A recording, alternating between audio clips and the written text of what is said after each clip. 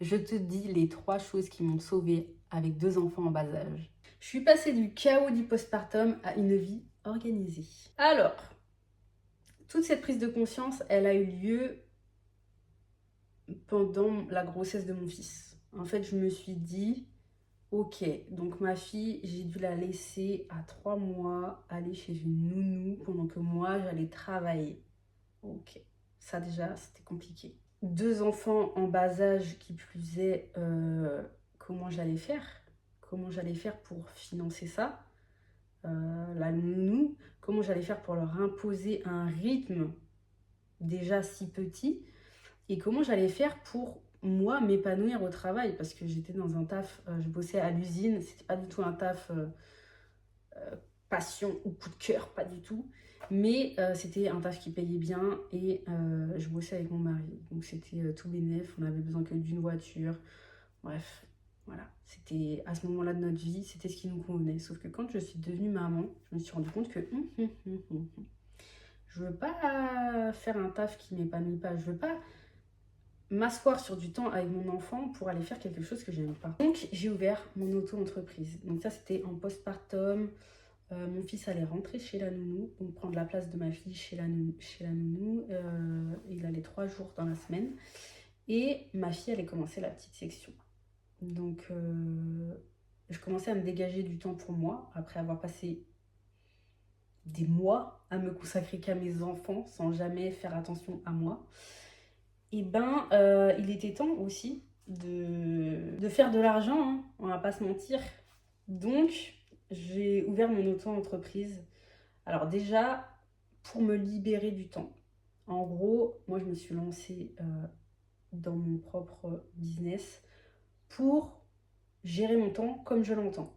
C'est-à-dire que je pouvais travailler les 3 jours dans la semaine où j'avais du temps seule et être disponible pour mes enfants. C'est-à-dire que je pouvais les emmener à l'école et à la nounou et aller les chercher à l'école et à la nounou tous les jours. Je pouvais ne pas travailler tout le mercredi et tout le week-end. Donc en fait, je gérais mon temps. Et ça m'a sauvée. Ça, c'est le premier truc qui m'a sauvée, c'est d'avoir ouvert mon auto-entreprise et de gérer mon temps de travail. Et bah finalement, ça m'a aidé aussi à contribuer financièrement aux dépenses, aux factures, etc., etc., etc. Je dis pas que mon auto-entreprise m'a permis de générer des centaines de milliers d'euros, c'est faux. Mais ça m'a permis de subvenir aux besoins de ma famille au moment où j'en avais besoin. Ça m'a demandé énormément de temps aussi, mais je regrette pas parce que ça m'a quand même offert une liberté qui est inestimable avec 2 enfants en bas âge. Parce qu'en fait, moi, ce que je me suis dit, c'est que je vais jamais trouver un taf. Déjà, je savais pas vraiment ce que je voulais faire en termes de taf salarié. J'allais jamais trouver un taf qui va me permettre d'être autant disponible pour mes enfants. Et qui plus est, j'avais pas besoin de payer énormément de nounous. Genre, mon fils y allait 3 fois dans la semaine. Et une bonne partie était remboursée d'ailleurs. Et ma fille allait à l'école. Donc en fait, financièrement parlant, c'était beaucoup plus avantageux pour nous que je travaille à mon compte et que j'ai une rémunération qui n'était pas à hauteur d'un SMIC, hein, mais que j'ai quand même une rémunération.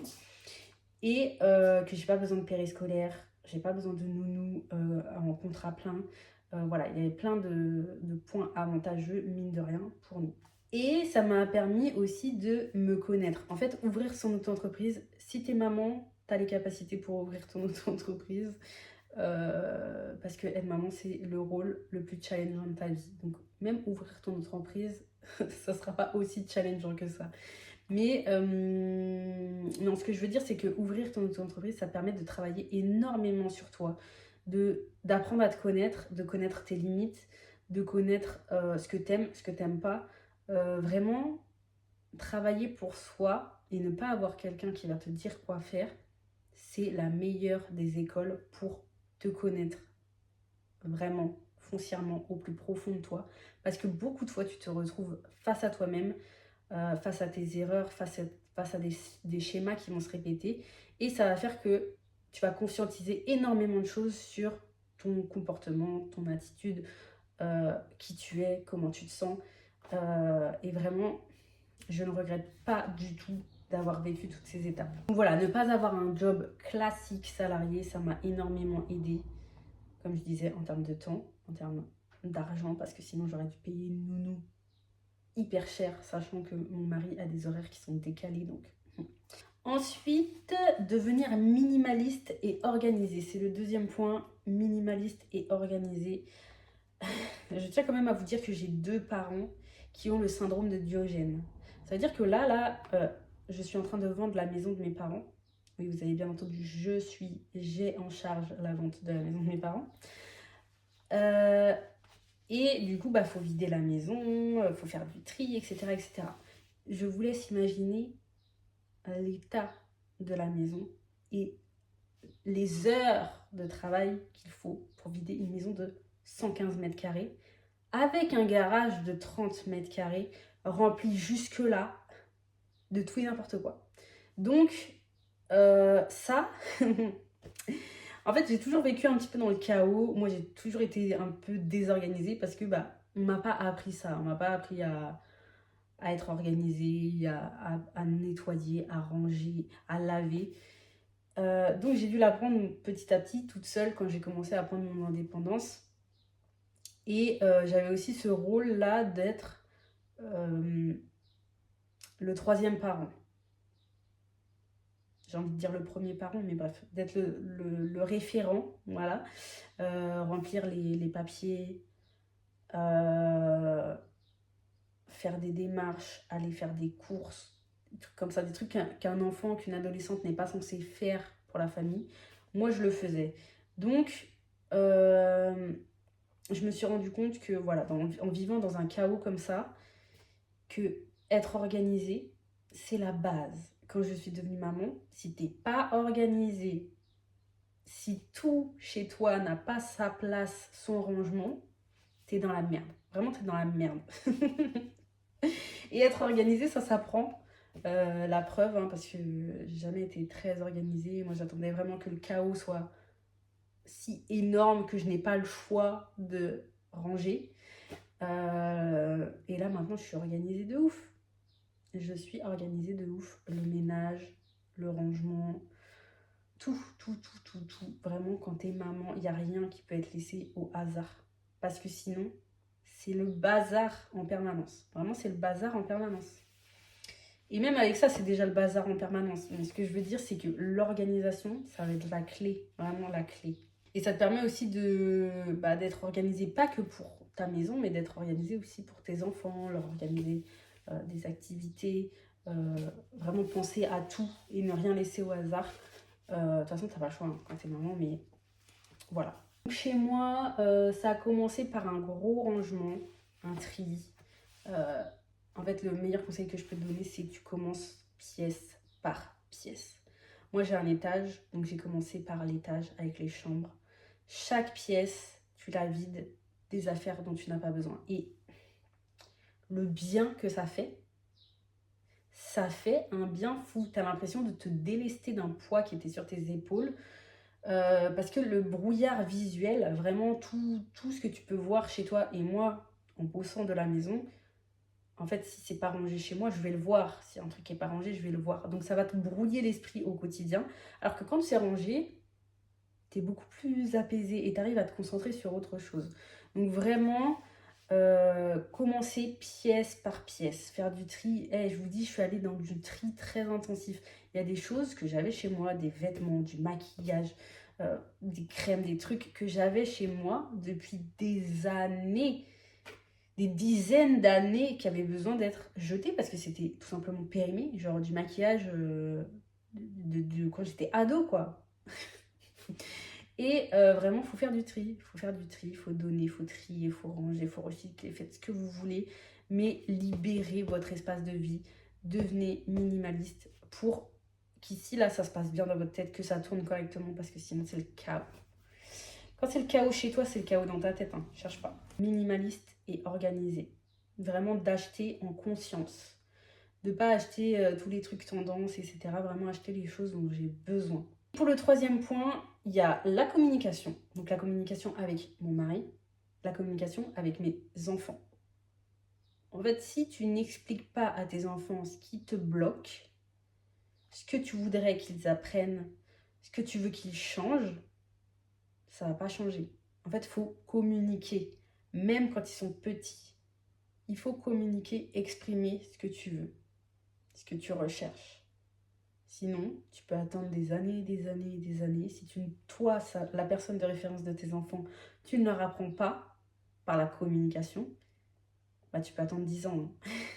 Si tu attends que ton enfant, un jour, il se lève et qu'il mette son bol dans le lave-vaisselle, alors que tu n'as jamais communiqué toi-même en lui expliquant pourquoi fallait le faire, pourquoi c'était important, qu'est-ce que ça apporte à la vie en communauté, à la vie dans la famille, il va jamais le faire. Donc moi, j'ai pas envie de me retrouver quand mes enfants ils vont être adolescents, à ne rien savoir faire de leurs 10 doigts et à devoir laver leur slip sale, aller chercher leur linge dans leur chambre. C'est hors de question. Donc, il y a des choses qu'il faut leur apprendre dès tout petit pour vivre dans la maison sereinement. J'ai pas envie d'être une maman dépassée par le ménage quand je vais avoir 2 ados dans la maison. Donc la communication et la communication avec mon mari pour être OK sur différents points, pour faire des points, pour... Ouais, il faut communiquer sur ce dont j'ai besoin, ce dont lui il a besoin, comment on se sent, etc.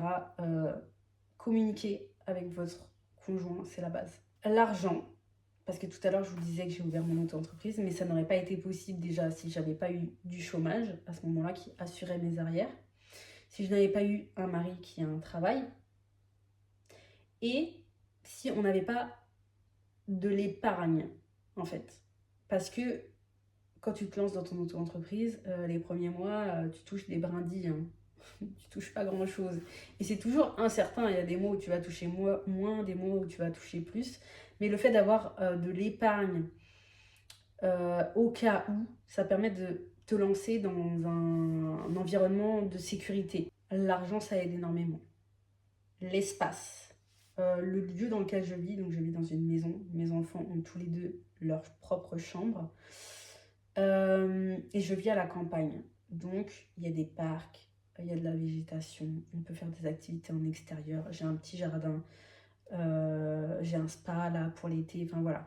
Le fait de ne pas vivre par exemple en appartement dans une grande ville par rapport à vivre à la campagne dans une maison, c'est que tu as plus de connexion avec la nature, plus de connexion avec l'extérieur, plus d'activités, plus de confort aussi, d'avoir un grand espace à toi. Mes enfants ont chacun leur chambre. Et ça, je trouve que ça change la donne que si bah, ils sont dans la même chambre ou alors on est tous entassés les uns sur les autres.